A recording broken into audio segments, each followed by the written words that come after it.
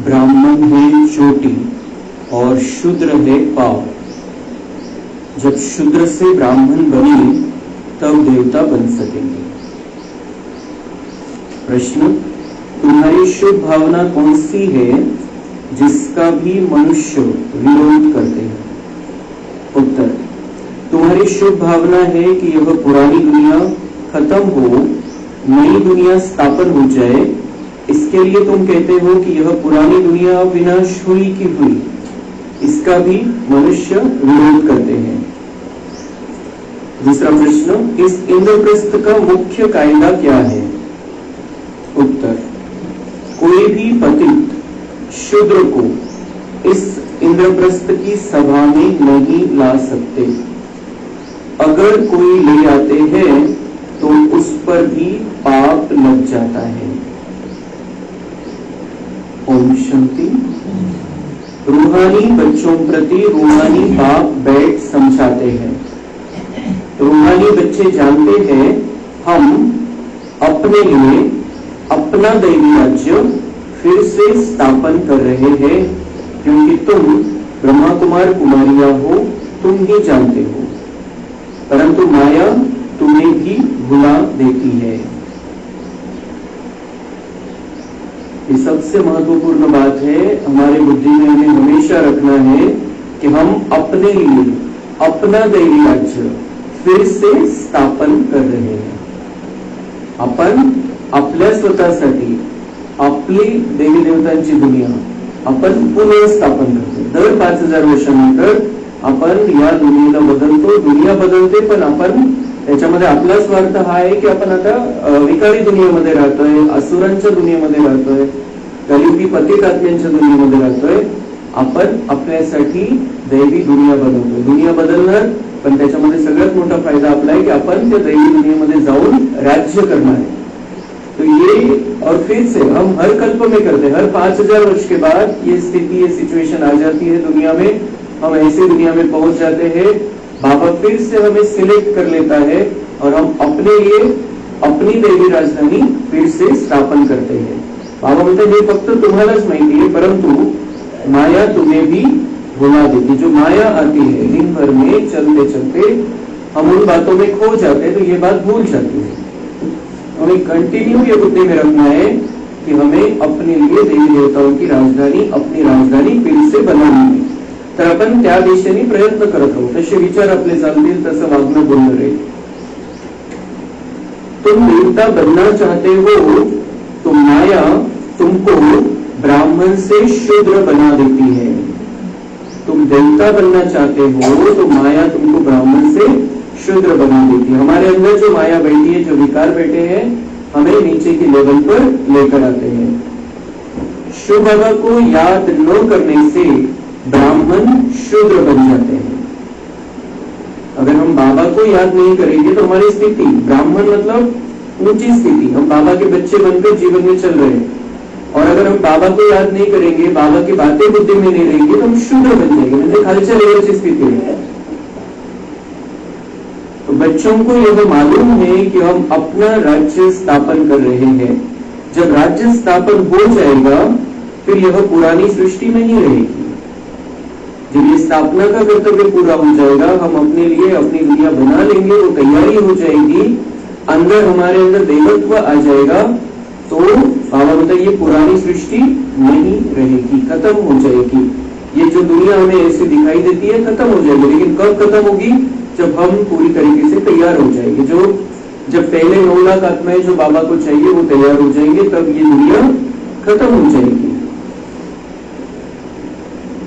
सबको इस विश्व से शांति धाम में भेज देते हैं। यह है तुम्हारी भावना। हमारी भावना क्या है? हमारी शुभ भावना क्या है? ये जो विश्व है ये रहने लायक नहीं रहा है, अब हमें सबको शांतिधाम भेजना है। आपल्या शांतिधाम घरामध्ये जिथून आपण आलेलो आहे तिथं परत पाठवायचंय, कारण इथं दुःख आहे, अशांती आहे, टेन्शन आहे, वेगवेगळ्या प्रकारच्या बिमाऱ्या आहेत। ही खराब दुनिया आहे, आपल्याला सगळ्यांना मुक्त करायचंय, ही आपली भावना आहे। परंतु तुम जो कहते हो यह दुनिया खत्म हो जानी है, तो जरूर लोग विरोध करेंगे ना। कहेंगे कि ब्रह्मा कुमारियां यह फिर क्या कहती है, विनाश विनाश ही कहती रहती है। तुम जानते हो इस विनाश में ही खास भारत और आम दुनिया की भलाई है। यह बात दुनिया वाले नहीं जानते। विनाश होगा तो सब चले जाएंगे मुक्ति धाम। अभी तुम ईश्वरीय संप्रदाय के बनेंगे तो हम क्या कहते हैं, शुभ भावना से कहते हैं कि यहां से मुक्त हो जाना चाहिए सबको। ये दुनिया अच्छी नाही, फिर अच्छी दुनिया में आना ही आपली भावना आहे। तर आपण ते त्या पद्धतीने आपण जे सांगतो की विनाश होणार आहे, तर विनाश होणार आहे हे घाबरण्यासाठी नाही। आता समजा परीक्षेचा टाइम टेबल येतो, परीक्षेचा टाइम टेबल येतो तर मग ते घाबरण्यासाठी थोडी असतो परीक्षेचा टाइम टेबल, तयारी करण्यासाठी असतो। तर विनाश जे महापरिवर्तनाची जी प्रक्रिया ती होणारच आहे, परीक्षा होणारच आहे। आपण तयार राहू न राहू परीक्षा होणारच आहे, पण आपण हे सावध करतोय सगळ्यांना की आता परीक्षेची वेळ येणार आहे, विनाश येणार आहे। विनाशाचा तो जो महापरिवर्तनाचा कालखंड आहे तो येणार आहे। आता हे कलियुग बदलून सतयुग यायचंय, तेव्हा आपण त्यांना परीक्षा येणार आहे हे सांगतोय, ते हे सावध करण्यासाठी सांगतोय, घाबरवण्यासाठी थोडी टाइम टेबल येत असतो परीक्षेचा। तो हम दुनिया वाले को सावधान करते कि भी महापरिवर्तन होने वाला है, अभी कलयुग बदलकर सतयुग आने वाला है, तो आप संगम युग में आ जाओ, आप भगवान के बन जाओ और जो पेपर आने वाले हैं उसकी तैयारी करो। तो बाबा म्हणतात की विनाश ते म्हणतात की अशुभ बोलते हैं, विनाश की बात कही की अशुभ बोलते हैं। ते अशुभचा विषय नाही, जे होणार आहे ते होणार आहे, आपण फक्त सावधान करतो। आपल्याला त्या पद्धतीने सांगायचंय, विनाश शब्द कोणाला नसेल चालत आपण विनाश नाही म्हणायचं, आणि विनाश नाही पण येतो, महापरिवर्तन आहे, कलियुग बदलून सतयुग यायचं। असं नाही की दुनियाच राहणार नाही, दुनिया डुबून जाईल, दुनिया काहीच राहणार नाही, असं नाहीये। या दुनियेमध्ये स्वर्ग यायचा, ही दुनिया नरक झाली, हे स्वर्ग यायचं। तो हे जे काही डोळ्याने दिसते ते नाही राहणार आहे, पण परिवर्तन झालेलं सगळ्यात सुंदर आणि सगळ्यात श्रेष्ठ या दुनियेमध्ये इथं येणार आहे। आपण ते जे सत्य आहे तेच सांगायचंय आणि मग त्याची तयारी करा। जर त्या सुंदर दुनियेमध्ये यायचं असेल तर त्याची तयारी करा, इथं सांगावं लागेल आपल्याला। तो ये डराना नहीं है, उनको सावधान करना है। अभी तुम ईश्वरीय संप्रदाय के बने हो, पहले आसुरी संप्रदाय के थे। तुमको ईश्वर खुद कहते हैं माम एकम याद करो। यह तो बाप जानते हैं, सदैव याद में कोई रह न सके। सदैव याद रहे तो विकर्म विनाश हो जाए, फिर तो कर्मातीत अवस्था हो जाए। अभी तो सब पुरुषार्थी है, जो ब्राह्मण बनेंगे वही देवता बनेंगे। ब्राह्मणों के बाद है देवताएं। बाप ने समझाया है ब्राह्मण है चोटी। ब्राह्मण बनना मतलब जो ब्रह्मा द्वारा बाबा ज्ञान दे रहे हैं उस ज्ञान को स्वीकार करते हुए, धारण करते हुए उस पर चलना, मतलब ब्राह्मण बनना। और जो ऐसे बनेंगे वही देवता बनने वाले। ऐसे दुनिया में से कोई भी डायरेक्ट देवता बनने वाला नहीं है। जो ये ज्ञान ईश्वर द्वारा दिया जा रहा है वो ज्ञान प्राप्त करेंगे, जीवन में लाएंगे, वही देवता बनने वाले हैं। और देवताओं की दुनिया 12 वर्ष के बाद आने वाली है।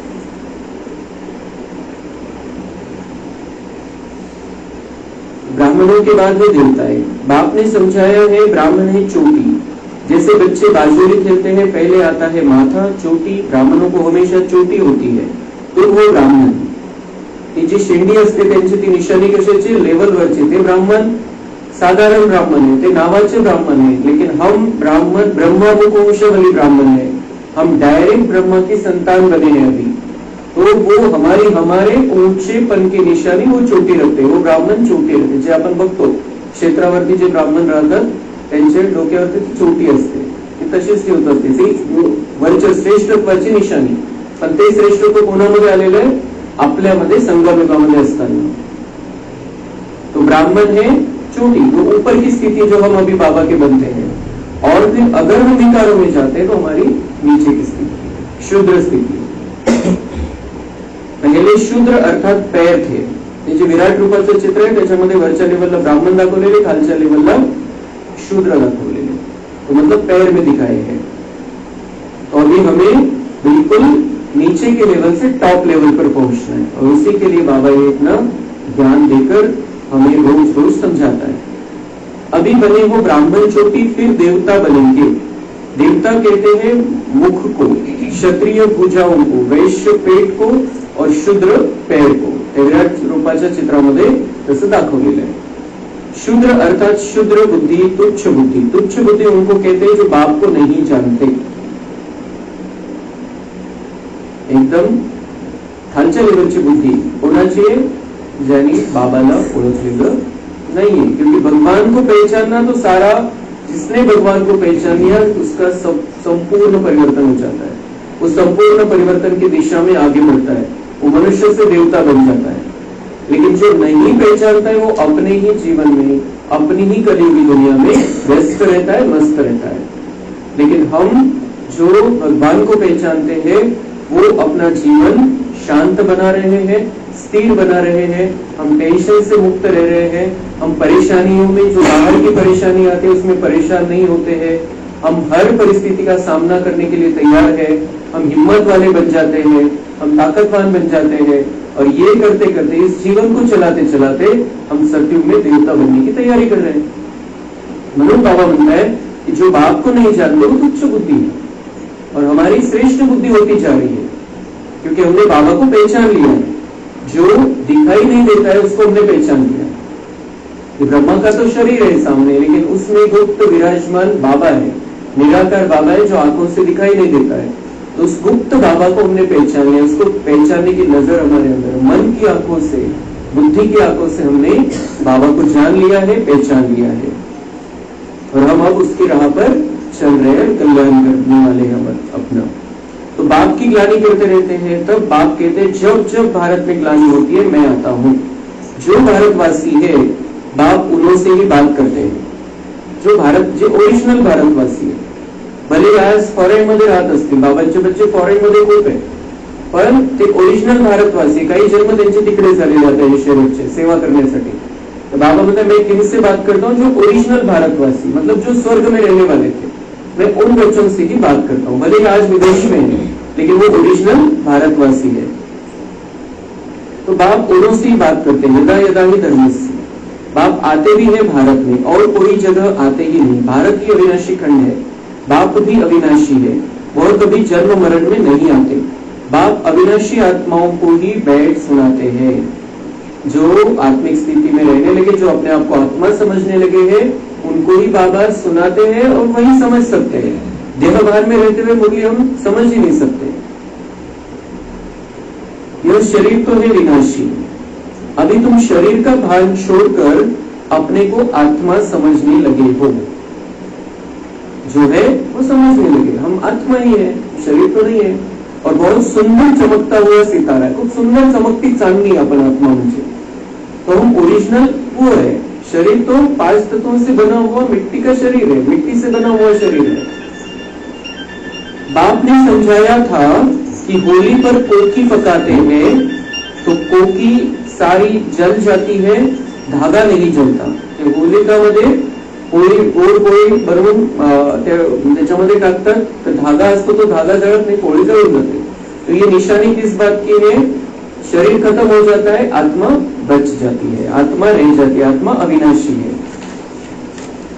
आत्मा कभी विनाश नहीं होती है. इस पर ही यह मिसाल है. यह कोई भी मनुष्य मात्र को मालूम नहीं कि आत्मा अविनाशी है. म्हणायला म्हणतात पण त्याचं मागचं सत्य रहस्य त्यांना माहिती नाही.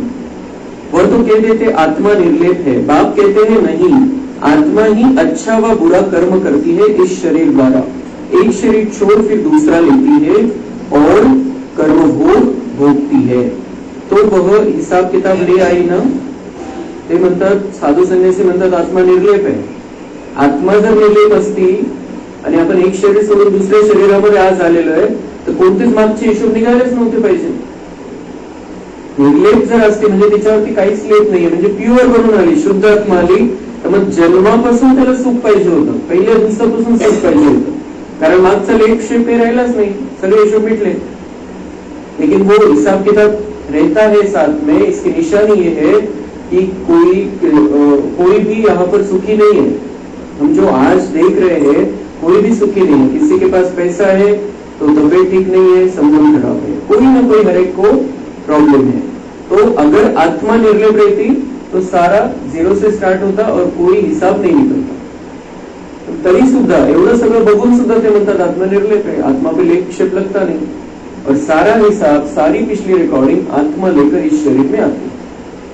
और अभी हमने जो 63 जन्मों से जो कुछ गलत किया है देहभान में रहते हुए, उसको निकालने की, मिटाने की युक्ति बाबा हमें यहाँ पर आने के बाद बताता है। और फिर हम निर्लेप हो जाते हैं। कब? अंत समय में, परम धाम में जाने से पहले।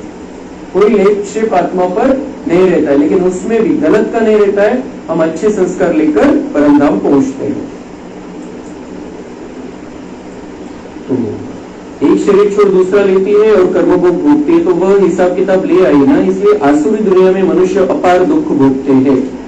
आयु भी कम रहती है, परंतु मनुष्य इन दुखों को भी सुख समझ बैठे। जो दुख है, विकारों में दुख है, लेकिन उसको भी मनुष्य सुख समझ बैठे हैं। लेकिन उससे हमारा हिसाब बनता है, विकारों के कारण हिसाब बनता है। कधी कधी असं वाटतं की आपल्याला एखाद्याने काहीतरी वाईट बोलला आणि आपण त्याला क्रोधामध्ये येऊन, इतक्या जोशमध्ये येऊन त्याला प्रत्युत्तर दिलं की तो चुपच झाला। तो उसका भी सुख समझ लिया, लेकिन मैंने उसको चुप कर दिया। लेकिन उसने किया गलत, हमने भी गलत किया, तो उसका हिसाब बन गया। तो वो दुखों को भी बाबा म्हणता है की विकारों में रहते, काम, क्रोध, लोभ, मोह, अहंकार, त्याच्यामध्ये कुठलंही सुख नाहीये, पण तरी त्याला सुख समजून बसलेले आणि म्हणूनच हिशोब वाढत चाललेले। तुम बच्चे कितना कहते हो निर्विकारी बनो, फिर भी कहते हैं विष बिगर हम रह नहीं सकते। निर्विकारी बनो कहते हैं हम, लेकिन वो कहते हैं कि हमारे से नहीं होता है। विष मतलब विकारों के बिना हम नहीं रह सकते। क्यों? क्योंकि शूद्र संप्रदाय है। क्यों ऐसे कहते हैं? शूद्र संप्रदाय, शूद्र लेवल पर पहुंच गए, इसलिए वो हिम्मत नहीं है कि हम निर्विकारी बन जाए, विकारों को त्याग दें। शूद्र बुद्धि है, ये बाबा की रूहानी भाषा है। और इस रूहानी भाषा में बाबा सभी को बहुत प्यार से, बहुत आराम से, बहुत शांति से ये बातें समझाते हैं। शब्द बाबा के कड़क है, लेकिन वो हमें कड़क लगते नहीं है, क्योंकि बाबा का प्यार है उसमें, उन शब्दों में। बाबा कह रहे हैं शूद्र बुद्धि है, शूद्र संप्रदाय है, तो ये कड़क शब्द है, लेकिन बाबा का प्यार है हम बच्चों प्रति, तो हमें कड़क लगते नहीं। लेकिन हमें कभी कभी ये बातें कड़क लगनी चाहिए, जो हमें वो ट्रिगर करे कि हमें नहीं, ऐसा नहीं रहना है, हमारे अंदर कोई भी विकार नहीं होना चाहिए। तुम बने हो ब्राह्मण चोटी, चोटी तो सबसे ऊंच है, देवताओं से भी ऊंच है। तुम इस समय देवताओं से भी ऊंच हो, क्योंकि बाप के साथ हो। बाप इस समय तुमको पढ़ाते हैं। बाप ओबिडियंट सर्वेंट बना है ना। बाबांची भावना काय, मी बच्चांच्या सेवेमध्ये आलेलो, मी आज्ञाकारी सेवक आहे। इतका मोठा बाबा, त्याच्यामध्ये इतकी ताकद आहे की एकाच सेकंदामध्ये दुनिया इकडची तिकडे करून टाकते। इतका मोठा बाबा आहे, पण इतका अतिसाधारण स्थितीमध्ये राहतो, इतका निरंकारी स्थितीमध्ये राहतो। तो म्हणतो मी ड्राम्यामध्ये स्वतःला बांधून घेतलेलं आहे, कारण मी एकासाठी ड्रामे बदलेल, एकाला काहीतरी विशेष स्पेशल काही देईल, तर मग दुसऱ्यांसाठी सगळ्यांसाठी बदलावं लागेल। इसलिए बाबा साक्षी स्थिति में अपने आप को रखता है, बहुत ऊंचा, बहुत ऊंची लेवल का है, लेकिन भावना उसकी बिल्कुल ऐसी है कि मैं, बच्चे मुझसे जो चाहे करा ले। अभी जो भी उनके कल्याण के लिए है, जो भी उनको निर्विकारी बनना है, जो उनको चाहिए सुख शांति प्रेम आनंद, सब कुछ मेरे से ले ले, मैं सेवक बनकर आया हूं। तो बाबा इतना निरंकारी, हमारे में भी किसी भी बात के लिए, किसी भी कारण के लिए थोड़ा भी अहंकार नहीं होना चाहिए। ये बाबा हमें सिखाता है। तुम शिव बाबा के बच्चे बनते हो तो बीके कहलाते हो। उनसे पहले शूद्र कुमार कुमारी थे, वैश्यालय में थे। हम विकारों में थे, तो बाबा बनता है वैश्यालय में थे, शूद्र कुमार कुमारी थे, और अब ब्रह्मा कुमार ब्रह्मा कुमारी बने। हम हर एक का टाइटल है, जो बाबा के बच्चे बने हैं, जिनका कोर्स हो गया है, जो बिल्कुल बाबा को समझने लगे हैं, वो कौन है? अपने आप को हम कह सकते हैं, हम ब्रह्मा कुमार ब्रह्मा कुमारी, हम बीके हैं। आपल्या नावाच्या पुढे आपण आता बीके लिहू शकतो, लावू शकतो। लेकिन पहले कौन थे? शूद्र कुमार कुमारी, मतलब नीचे के लेवल थी, ज्ञान नहीं था। अभी तुम वैश्यालय में रहने वाले नहीं हो, यहाँ कोई विकारी रह न सके, हुक्म नहीं है। तुम हो बीके, यह स्थान भी बीके के रहने के लिए है। कोई कोई बहुत अनाड़ी बच्चे हैं जो यह समझते नहीं कि शूद्र कहा जाता है पतित विकार में जाने वाले को। उन्होंने यहाँ रहने का हुक्म नहीं, आ नहीं सकते। कहा? हमें ज्ञान में चलना है तो बहुत पवित्र रहना है, लेकिन मधुबन के लिए नियम है। यहाँ पर भी हमें पवित्र ही रहना है, हमें विकारी स्थिति में नहीं रहना है, क्योंकि हम बीके बन गए, हम ब्रह्मा के बच्चे बन गए। शिव के बच्चे तो है ही, हम ब्रह्मा के बच्चे बन गए हैं। तो यहाँ हमें पवित्र रहना है कि मधुबन के लिए नियम है। मधुबन इंद्र परमपिता परमात्मा वहां पर है। वो जो जब बाबा मिलन के लिए जाना रहता है तो वहां के लिए कड़क नियम है। तो इंद्र सभा की बात है ना, जब बाबा आता है, बाबा मिलन की सभा होती है, वो इंद्र सभा। तो इंद्र सभा तो यह है जहाँ ज्ञान वर्षा होती है। कोई बीके ने अपवित्र को छिपाकर सभा में बिठाया तो दोनों को श्राप मिल गया कि पत्थर बन जाओ। सच्चा सच्चा यह इंद्रप्रस्थ है ना, यह कोई शुद्ध कुमार कुमारियों का सत्संग नहीं है। ये कहानी सांगितली जाते भक्ती मार्गामध्ये की एक परी एका मनुष्याला वरती इंद्राच्या सभेमध्ये तिथं सगळे देवता बसलेले होते, इंद्र सभा लागलेली होती आणि तिथं ती परी एका मनुष्याला घेऊन गेली. तिथं अलाउड नव्हतं मनुष्याला घेऊन जाणं, पण परीचा तो लगाव असेल कोणामध्ये, त्याला ती देवतांच्या सभेमध्ये घेऊन गेली. आणि मग काय झालं की सगळ्यांना ते देहभानाचं त्यांना ते जाणवलं सगळ्या देवतांनी. आणि मग तिला सजा दिली गेली परीला कि तुम भी अब नीचे चले जाओ, पत्थर बन जाओ. तो वो भी गया, जिसको लेकर गए थे वो भी, उसकी भी स्थिति डाउन, वो भी नीचे के लेवल में आ गया, 0 लेवल में आ गया. और जो लेकर गई थी उसकी भी स्थिति खराब. तो जो हमें जब बाबा मिलन की सभा में जाना है तो आत्मिक स्थिति जिनकी बनी है, जिन्होंने तीनों नियमों का पालन किया है, उनको ही लेकर जा सकते हैं. नहीं तो जाने वाले पर भी और ले जाने वाले पर भी, दोनों पर भी बोझ चढ़ता है. इसलिए बाबा मिलन के लिए नियम है, उन नियमों में चलकर ही हम मधुबन जा सकते हैं. अभी तुम पतित से पावन बन रहे हो तो यह होगी इंद्र सभा. अगर बिगड़ पूछे कोई विकारी को ले आते हैं तो बहुत सजा मिल जाती है, पत्थर गोदी बन जाती है. बाबा से बिना पूछे अगर कोई को हम ले जाते जो विकारों में है तो उसकी सजा मिलती है. तो बाबा से पूछे बिगड़ नियमों में नहीं है तो हम लेकर नहीं जा सकते हैं किसी को भी. कारण का बरं, कारण बाबा मिलनचा अनुभव येणार नाही तिथं जाऊन आणि अपवित्र व्हायब्रेशन राहते, म्हणून अलाउड नहीं है. यहाँ पारस बुद्धि बन रहे हो ना, तो उनको जो ले आते हैं उनको भी श्राप मिल जाता है. तुम भिखारियों को छिपाकर क्यों ले आई? इंद्र बाप से पूछा भी नहीं, कितनी सजा मिले. तो हमें पुरुषार्थ करके बाबा मिलन में मधुबन में पहुंचना है सबको. यही गुप्त बातें. अभी तुम देवता बन रहे हो, बड़े कड़े कायदे हैं, अवस्था ही गिर पड़ती है, एकदम पत्थर बुद्धि बन पड़ते हो. है भी पत्थर बुद्धि, पारस बुद्धि बनने का पुरुषार्थ ही नहीं करते. यह गुप्त बातें हैं जो तुम बच्चे ही समझ सकते हो. यहाँ बीके रहते हैं, उन्हों को देवता अर्थात पत्थर बुद्धि से पारस बुद्धि बाप बना रहे हैं. बाप मीठे मीठे बच्चों को समझाते हैं कोई भी कायदा न तोड़े, नहीं तो उन्हें 5 भूत पकड़ लेंगे. काम, क्रोध, लोभ, मोह, अहंकार, यह 5 बड़े बड़े भूत है आधा कल्प के. तुम यहाँ भूतों को भगाने में, हम भगवान के पास आए. एक ही भगवान है दुनिया में, दूसरा कोई भगवान नहीं है, और वो भूतों को भगाने वाला है. और ये भूत हमें 5000 वर्ष में से 2500 वर्ष तंग करते हैं. आधा कल्प हमें इन भूतों ने तंग किया है. और फिर भी बाबा का बनने के बाद भी अगर हम नियमों में नहीं चलते हैं तो और भी ये भूत हमें घेर लेंगे, क्योंकि माया भी शक्तिशाली बन जाती है और हमें वो घेर लेती है. फिर तो हमें उस घेराव से बचना है. उस घेराव से अगर बचना है तो हमें बाबा को याद करते रहना है, बाबा की बातों को याद करना है, मुरली को महत्व देना है, उसको जीवन में धारण करना है. तो हमें वो जो दुनिया वाले घेराव डालते हैं, 5 विकारों का घेराव, और दुनिया वाले जो हमें कलयुग की तरफ खींचना चाहते हैं, उससे हम बच जाएंगे. आत्मा को सारा 84 का पाठ मिला हुआ है, जो भिन्न भिन्न नाम रूप देश काल में पाठ बजाती है. इतनी छोटी आत्मा, उनको कितना बड़ा शरीर मिलता है. तो हमें 84 का पाठ मिला हुआ है, जो भिन्न भिन्न नाम रूप देश काल में हम पाठ बजाते हैं. और हमारा पाठ पहले था देवी देवता का. देवी देवता बनून राहणं म्हणजे ती काही मंदिरामधल्या मूर्त्यासारखं थोडी राहायचे. खूप सुंदर जीवन असणार आहे, देवता बनणं म्हणजे मंदिरामध्ये मूर्ती बनवून बसणं किंवा मग त्या वरती जाऊन बसणं एका ठिकाणी, हे देवता बनणं नाहीये.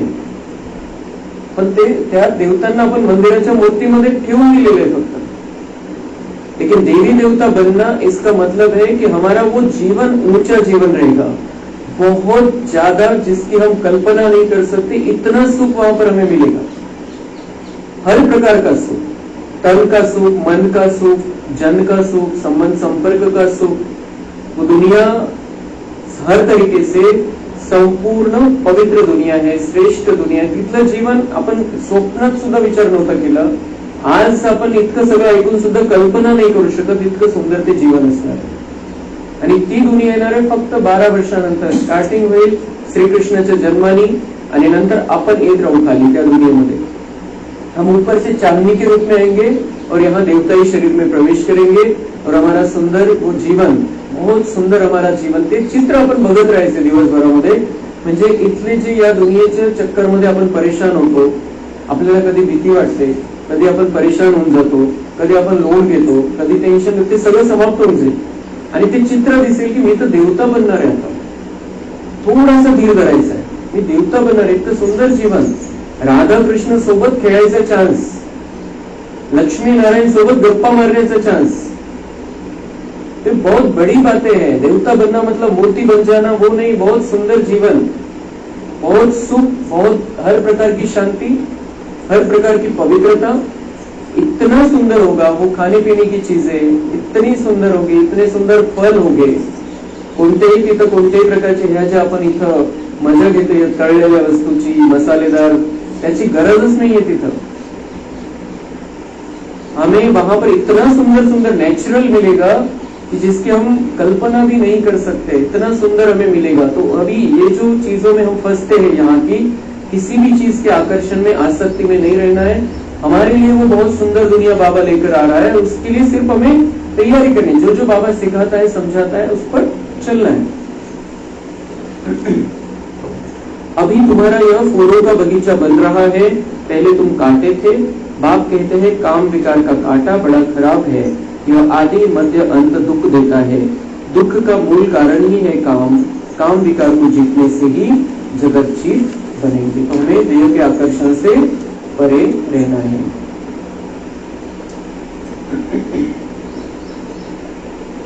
सतयुग में कितने थोड़े होते हैं, बाकी सब चले जाएंगे शांति धाम, जहाँ हम आत्माएं रहती है.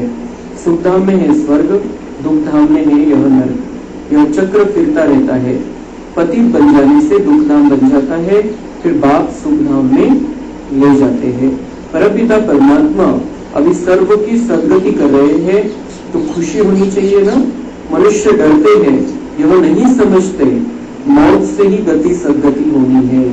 अभी हम शरीर छोड़ेंगे, लेकिन शरीर छोड़ने के पहले तैयारी करेंगे, दैवी संस्कार हमारे अंदर भरेंगे हम, तो हमारा जीवन, आगे का जीवन है, बहुत सुंदर होने वाला है. तो डरने की बात नहीं है, तैयारी करनी है.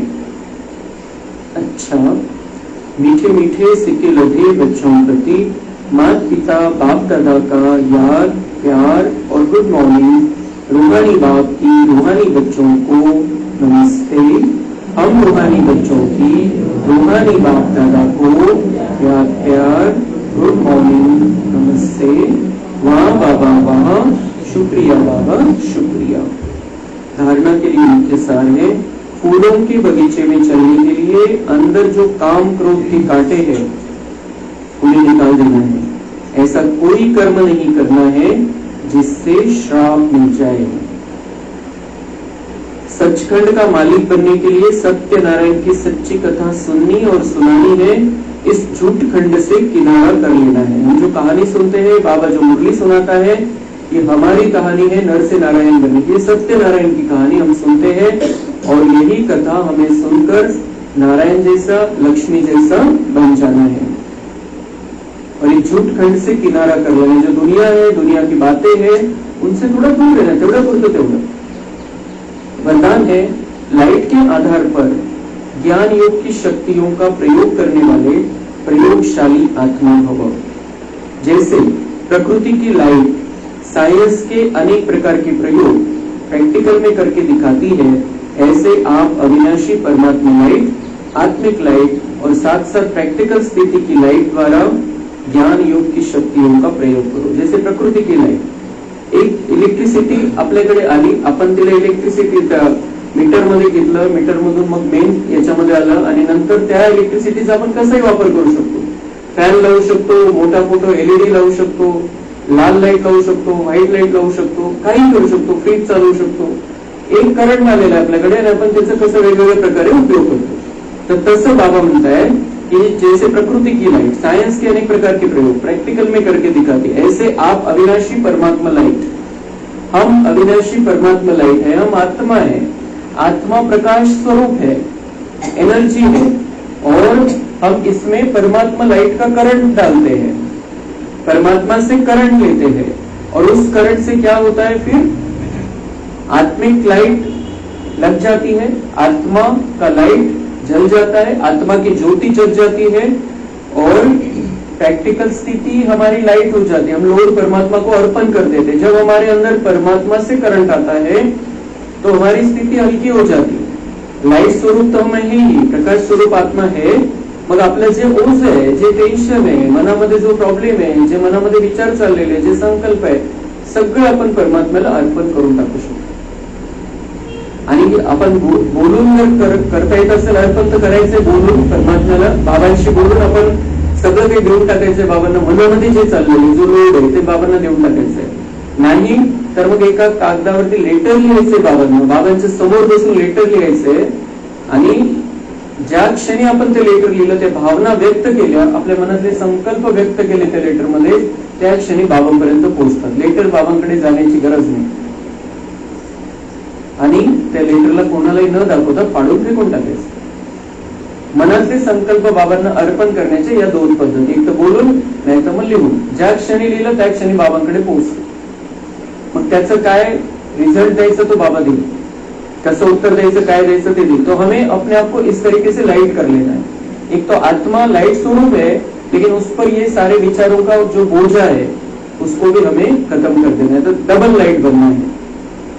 मग त्याच्यामुळे काय होईल, ज्ञान योग की शक्तियों का प्रयोग हम कर सकते हैं. मग खरंच सुरुवात कुठून होते, या ज्ञानाचा उपयोग जीवनामध्ये होण्याची सुरुवात केव्हा होते, जेव्हा आपण डबल लाईट बनतो. आत्मा लाईट स्वरूप आत्मिक स्थितीमध्ये राहायला लागतो, आणि आपल्या मनामध्ये जे काही आहे चाललेलं ते सगळं बाबांना अर्पण करून टाकतो. तेव्हा मग जसं तो करंट, जसे वेगवेगळे प्रयोग करू शकतो आपण त्याचे, तसं आपण मग ज्ञान योगच्या शक्तीचा वेगवेगळा प्रयोग आपल्या जीवनामध्ये करू शकतो. शांत राहण्यासाठी करू शकतो, परिस्थितीचा सामना करण्यासाठी करू शकतो, शक्तिशाली स्थितीमध्ये राहण्यासाठी करू शकतो, कोणाला सहयोग देऊ शकतो, कोणाला सकाश देऊ शकतो, कोणाची मनसा सेवा करू शकतो, काहीही करू शकतो आपण. जसं ती लाईट काही करू शकते, तसं बाबांकडून येणारा करंट आपल्यामध्ये तोही काही पण करू शकतो. त्याचा प्रयोग करायचा है. यदि स्थिति और स्वरूप डबल लाइट है तो प्रयोग की सफलता बहुत सहज होती है. जब हर एक स्वयं के प्रति प्रयोग में लग जाएंगे तो प्रयोगशाली आत्माओं का पावरफुल संगठन बन जाएगा. तो हमें भी ये प्रयोग चालू करने हैं. पहले अपने ऊपर प्रयोग करने हैं, और इस प्रयोग के लिए हमने ये तपस्या भवन बाबा ने हमें बना कर दिया है. इस तपस्या भवन में हमें तपस्या करनी है और अपने ये प्रयोग चालू करने हैं अपने ऊपर. और इसीलिए अभी सभी ने मुरली भी सुनी है रोज, और नुमा शाम योग के लिए भी आना है. उस समय जैसे भी एडजस्ट होगा हम वो सब करेंगे, योग कहानी जैसे भी एडजस्ट होगा. लेकिन इस तपस्या भवन का हमें पूरा फायदा उठाना है, अपने ऊपर इन सारे प्रयोगों को करने के लिए. हम अपने ऊपर प्रयोग करके अपना भी भला करेंगे और सबका भला करने का हमें प्रेरणा भी आएगी और ताकत भी आएगी. स्लोगन है, विघ्नों के अंश और वंश को समाप्त करने वाले ही विघ्न विनाशक है. तो विघ्नों के अंश और वंश को समाप्त करने वाले विघ्न विनाशक हमें बनना है. कैसे बनेंगे? जितना हम बाबा को देखते रहेंगे, जितना हम बाबा की छत्र छाया में रहेंगे, बाबा की किरणें अपने अंदर लेते रहेंगे, तो हमारी स्थिति बहुत ऊंची रहेगी और विघ्न छोटे हो जाएंगे हमारे सामने. तो हम अपने भी विघ्न मिटा सकेंगे, दुनिया वालों के भी विघ्न मिटा सकेंगे. तो बाबा को पहचानना है अच्छी तरह से, और बाबा को देखते रहना है, बाबा की किरणें लेते हैं. अच्छा, ओम शांति.